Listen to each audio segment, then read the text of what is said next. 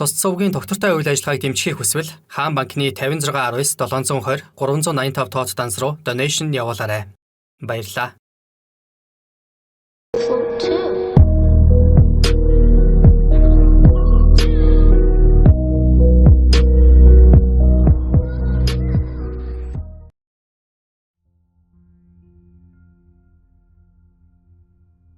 Ээж шигээ бүр эмээ шигээ хүний хүчндэг дур тачаалаа тайлагч чивэлтээр хөдөө орон нутагт цөөнгүй байдаг аж.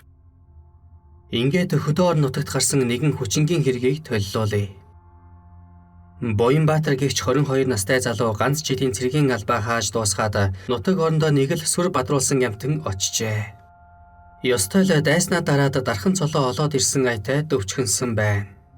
Гэвч тэр айрамд ганц жил болохдоо галзуухнаас талах хулгайлахаас өөр олигтой шидийг үзүүлж байсангүй. Боянбаатар үе тэнгийнхээ цэргээс халагдсан хэдэн залууг удирдаад хэд хоногийн турш хөдөөгөр арх айраг эргүүлжээ.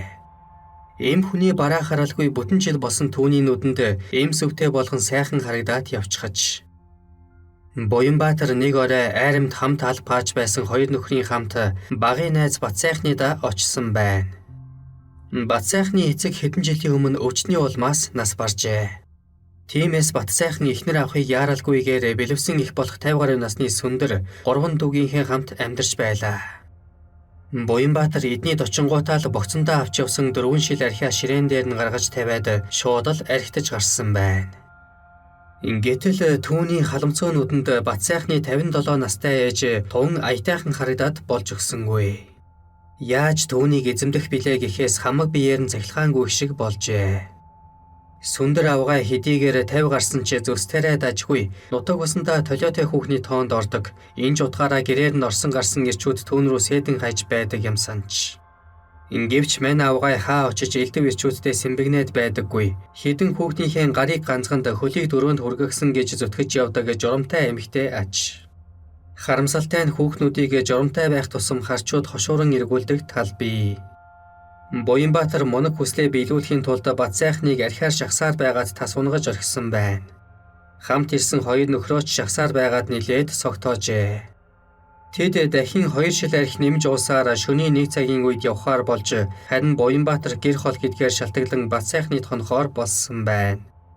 Батсайхан 8 настай баг дүүгээ өвөртлөн унтаж нөгөө хоёр дүү Навдрын урдуур харин Боянбаатар баруун талынх нь орон дээр унтахаар болжээ. Гэвч тэр толиотой авгаыг эзэмдэх хүсэлтэй байж ядан тичиж байсаар гэрэл унтарч хүмүүс унтснаас хойш 20 минутын дараа зүүн талын орон дээр унтаж байсан сүндэр авгаа руу мөлхөж гарах нь тэр. Оройн нь Боянбаатар миний ихч цоглог шүү гэж сүндэр авгааг хөөргөж байгаад архиар шахаад хөөрхөн халаачихсан юм санч. Мань залуу авгаан өвөрт шууд л яваад орчихсон байна. Сүндэр авгаа учиргүй цочоод "Хүү чи чинь яаж байгаа хүүхэд вэ? Цаашаа байгаач миний хүүтэй чуцуу шүү дээ. Хашгирлаа шүү." Ингээд Боянбаатар "Та ямар жаахан охин биш дээ. Хагсаач нь гаргаад өгье. Залуу хүний витамин танд тус болохоос гай болохгүй шүү. Та өстө гой хүүхэн. Миний дурыг үнэхээр булааж чадлаа." Ингээд шууд л хоёр хөхийг нь өмхээд авчээ. Ойрд ир хүнтэй хавтайгүй сүндэр авгаан сэрэлж хөдөлсөн бололтой Боянбаатрыг нэг их хажиглаж цээрэлсэнгүй. Тэрбээр "За яг чи миний хоёр хөхийг жаахан хөхүүлэх хөх. Би хүүгээ хөхүүлж байна гэж бодчихъя. Харин ингэж зөрүүлнэ гэсэн ойлгос ёстой байхгүй шүү. Би чамаас 30 гаруй насаар ихч. Танай ээж надаас 4 дүүгээд бодчих. Тэгэхээр чи бид хоёрын хооронд нэрэмийн явдал байх учиргүй шүү." Ингэж анхааруулсан байна. Гэвч нэгэнтэл хоёр хөхөнд нь ир сүвтний хошуу хүрсэн болохоор зөв зүгээр хэвтээд байна гэж бас юу байх билээ. Эренч тэр, эмэнч тэр цаашаа даварчил таарна шүү дээ. Боянбаатар нэгэнд нүүр хагарсан болохоор сүндэр авгааг дээш нь харуулад юу юугүй л мордоод авчээ. Цаадхан ч нэг их дургуйтсангүй. Тэд нэг их дуушуугаан бололгүйгээр ихний хөрслийг тун аятайхан уйлдсан байна. Харамсалтай нь сүндэр авгаа нэг удаагийн ингэр зөрүүлэлтээс бүтэн сарынхаа таашаалыг авчихдаг дур тачаал багтай хүүхэн байсан тул одоо болсон чи орондоо очиж унт хүүхдүүд сэрвэл бөө юм болно. Ингэж Боянбаатрыг шууд л хөөж туусан байна. Гэвч дур тачаал нь барагдахын аргагүйгээр идэл ориглон буцалж буй Боянбаатар түүний өврөөс тийм ч амархан гараад явчихсангүй. Игчмэд авгаан инхрээ зөөлөн биеийг шүнжин илхийг хүссэн байна. Эхлээд мань хоёр орон дотроо хэрэлджээ. Дараа нь ноцолдож гарсан байна. Учир нь Боянбаатар бэлэг рэгтнээ хөх хэмээн сүндэр авгаагаас шаарджээ. Ийм муухай шаардлагыг жар хурч буй эмэгтэй хүлээж авахгүй нь мэдээж шүү дээ. Эцэст нь Буянбаатар гантайлал болсон эртнээс өндөр авгаан Анус руу хийх гээд дайрчихсан байна. Ингэснээр мань авгаан уур ундууслыг улам буцалгаж өргөжээ. Энэ үед халамцуу Буянбаатар нэг хийж болсон юм чинь хоёр хийж яагаад болохгүй гэж битгий онгон царайлаад байгаарай мó янхан авгаан минь. Чи энэ хавийн ирчүүдийг дуртай цагтаа цувуулдаг бидтэй. Чамайг ер нь хүчинд ч гисэн байхад хин гомдол мэдүүлэх юм бэ? Ингээд сүндэр авгааг хурах шиг тэрч аваад дөрвөн хөллүүлж байгаад Анус руу бэлэг эрхнээ явуулж өргөжээ. Авгай анх удаа Анус руугаа хийлгүүлж байгаа болохоор өөрийн мэдээлгүй хашгирч өргөсөн байна. Энэ чимээнэр хүүхдүүд нь сэрээд дор бүрнээс шүдэн цавраад 2-3 лаа асаахан тэр. Сүндэр авгаа ичсэн дэрэндээ энийг хараач ээжийг чинь хүчинд чиглээ гэж хашгирсан байна. Нэрэж ээжийнх нь өрөөс Буянбаатар дотоочоо татсаар босч ирхэн тэр. Сүндэр авгаан царай байдгаараа минчин улааж алив хүүхдүүд минь босоорой ээжийг чинь энэ залуу алхан байна. Гисээр өндийн иржээ. Хүү бацайхнан согтуу толгойлон босч ирээд Буянбаатартай барилцаад авчээ.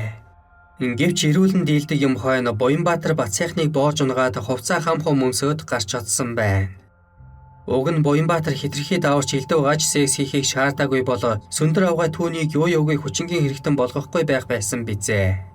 Мань авгай хүүхдүүдээсээ ичсэн нэрэндээ л Буянбаатарыг бариад өчгөж. Маргааш нь бацайхан ээжийнхээ өмнөөс цагдаад өргөдөл өгчихэн тэр. Сүндэр авгай анхны байцаалтандаа би нас тогтсон бэлэвсэн авгай эр хүнтэй ойртойгүй удсан болохоор Буянбаатартай нэг удаа ингэж зөрүүлээ гэж бодсон нь үнэн. Гэтэл тэр залуу давраад надад бэлэг эрхтнийг хөхүүлэх гэж дайрсан. Сүүлдээ Анус руу бэлэг эрхтнийг хийх зэрэгээр хитрхи доромжилж хүчинсэн. Би түүнийг болиулах гэж зөндөө оролдоод дийлээгүй. Аргагүй эрхэнд хашгирч хүүхдүүдээ сэрээсэн. Ингэж мэдүүлсэн бол хоёр дахь байцаалтандаа Буянбаатар намайг өөрөө зөвшөөрсөн гэж гүтгэж байгаа юм бол яг үнэндээ тэр намайг анхнаасаа хүчинсэн. Дараа нь элдв гаж секс хийж таашаал авах гэж дахиад хүчинсэн. Энэ бүхний хүүхдүүд маань бүгд гिचлэн.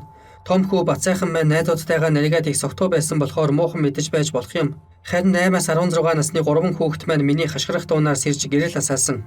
Тэд Буянбаатарыг миний орноос дотоочоо татсаар босч байхыг харцгаасан. Би юу болоо гэж өөрийнхөө хүү шиг залгуутай хурцл үлдэх юм бэ? Буянбаатар намайг гашгарвал эхлээд чамайг дараа нь унтаж байгаа хүүхдүүдийг чинь алан шүү гэж сүрдүүлсэн.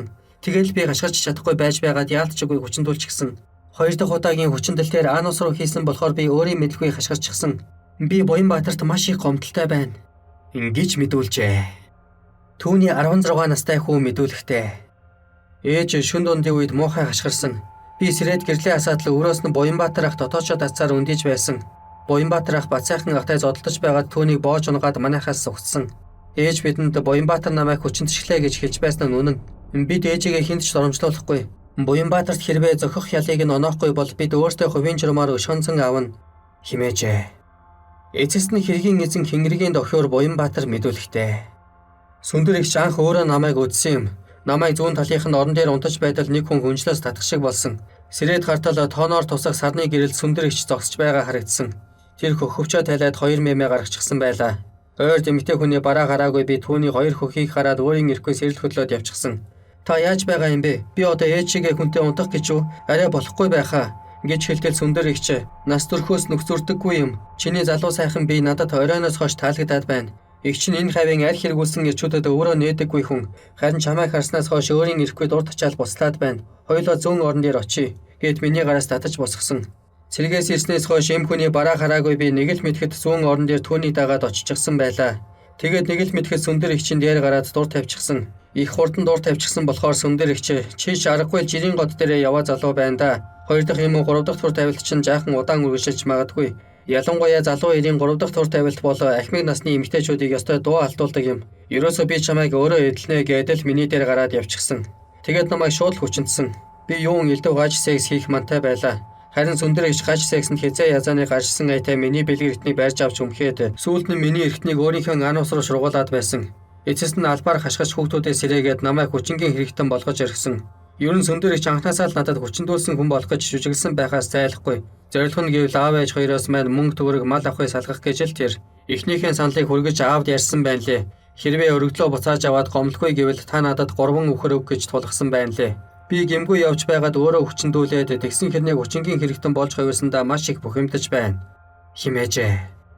Уг нь их хаятайхан найруулсан зөв зүйтэй мэдүүлэг бололтой. Ингивч Буянбаатар мөрдөнд байхдаа өөрийн задгай амнаасаа болж дээрх мэдүүлгийг өмгөөлөгчөөрөө заалгасан болохыг хамт хоригдож байсан хүмүүстэй ярьж өргөжээ. Харамсалтай нь тэдний дунд хүмүүсийн мэдүүлэг санамсаргүй алдаа үг хэлэхээр хоолоо олж иддэг бууны нохой байсан тул Буянбаатарын худал мэдүүлэг тэр доороо тараа таниулсан байна. Тэрбээр 2 дахь удаагийн байцаалтанда эхний удаад сүндэр эгч мэд хоёр хоорондоо зөгцөөд секс хийсэн нь үнэн. Гэвч миний дур дахин хөдлөөд байсан тул сүндэр эгчид эртнээ хөхүүлмээр санагдаад болж өгөөгүй. Дараа нь би анус руу бэлэг эртнээ хийсэн.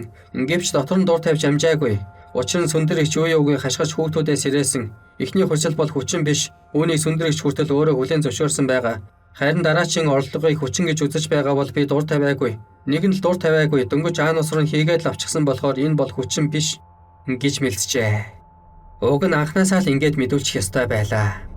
Гэтэл өмгөөлөгчөөрөө худал мэдүүлэг бэлдүүлээд 3 сарын турш чулуу хөөлгөжээ. Энэхүү ээдрээтэй хэрэг шийдэгдэлгүй бүтэн жил үргэлжилсэн бөгөөд эцэст нь Сүндэр авгай Буянбаатар хоёр тохиролцоод салсан байна. Буянбаатарын аав ээж хоёр хүүгээ шоронд илгээхгүй тулд Сүндэр авгайд бодвол овоо мөнгө төгрөг өгөө биздээ зайлуул. Ер нь хөдөө орон нутагт энэ мэдийн хүчингийн хэрэг нилээд гардаг ажээ. Төв аймгийн Алтанбулаг сумын нутаг Бөхөг хэмээх газарт хаваржиж байсан А хэмээх 58 настай авгайг хөдөөхээр хоньных нь бичээд 20 гаруй насны залуу хүчиндэж орхижээ. Аагай мөрдөн байцаалтанд мэдүүлэхдээ ишгэлээгүй хідэн ямаа байсан болохоор хонио дагаж явсан юм. Ойр хавьд малтай хүн тэгэхэд байгаагүй л дээ. Манайх энэ нутагт ирээд удаагүй байлаа. Өмнө нь бас иймэрхүү хэрэг гарсан гэж энэ нутгийн хүн ярьж байна лээ. Бурхан болоочоосоо хойш юм л үсгэн шиг байна. Хоньныхон дээд тарихаар орж эргүүлээд сууж байтал нэг морьтой залуу дахиад ирсэн. Минь тус мэдээд тамхи татаж суугцаараа 2 адуу сураглаж байна лээ. Их яриа хүүхэд байсан. Юм асуугаад л миний хажууд суугаад ийш тийшээ баахан дурандаж байснаа. Эр хүний жаргал эзгүй хээр гэдэг юм. Хоёулаа нэг юу яачих вэ гэдэг байгаа. Миний дургүй хурч хүү минь чи юу яриад байгаа зөлөөгүй. Настай хүнээс ичхгүй байна уу гэсэн чинь ичхгүй байна гэдэл шууд дараад авсан. Би чадах чинээгээр эсэргүүцсэн. Тэгтэл тэр өөрөөсөө хутаг гаргаж ирээд хөөе гिचим найтайхан байгаарэ алан шүү гэж сөрдүүлсэн. Миний айсан гэж юу хөв. Хутгаа хоолой руу ойртуулад хөөе гिचим минь битгий охин шиг царайлаад бай. Өмдөө шутлаач гэж хашгирахт нь би хэлснээр нь болсон. Юу ясныхаа дараа намайг хөвтөж бай гэсэн. Тэгээд хол ойр хэсэг дурандаж байснаа. Одоо төрүүлгээ хараад 4 хөлөл хоёлаа азарггүй болноо. Хөгшин гүн дээр азарган үрээ мордноо гэд тачинтал хөхөрсөн. Тэгээд юу болсон нь ойлгомжтой. Морин их хөлөрсөн байсан. Бас ганцаглаатай юмтай явсан болохоор яавч суурин хүн биш. Хөтөлгөө морин хулгайхч байж магадгүй. Унаж яваа морин усан хулган ботлоо хөлөрсөн байхад хөтөлгөө морин бараг хөлрөөгүй байсан. Надаас салаад баруун хойд зүг рүү явсан. Шувуун фабрикаар арай дайраагүй болов. Нилээд баруун тал руу нь яваа харагдсан. Би ч 9 минут дээрээ гэртээ харъя гэж бодоод хэдэн малаа туугаад санд минь дийш тийш харсаар ирсэн. Тэр хүүхдэд би их чин чам шиг олон хүүхэдтэй гэхэд чиний хүүхдүүд надад ямар хамаатай юм бэ? Би чиний шээс юм уу гэж эрүүл хүний амнаас гарамгүй үг хэлсэн. Ийм хүмүүжүүлгүй өссөн хүүхэд бас байх юм. Би түүнийг өвчин эмгэгтэй байж магадгүй гэж сэжиглээд гэртээ жаал угаал уйлдсан.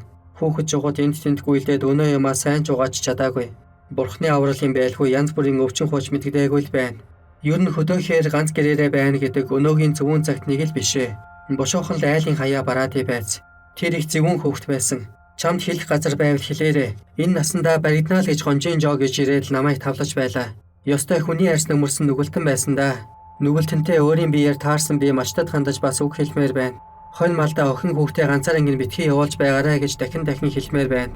Наад шиг хөгшин төгсгийг хүчнэж байгаа юм чинь нас биеийн тэгшэрсэн охид бүсгүйчүүдийг бол өгийн зөрөөгүй хүчнэхээр болсон байна шүү гэсэн байв.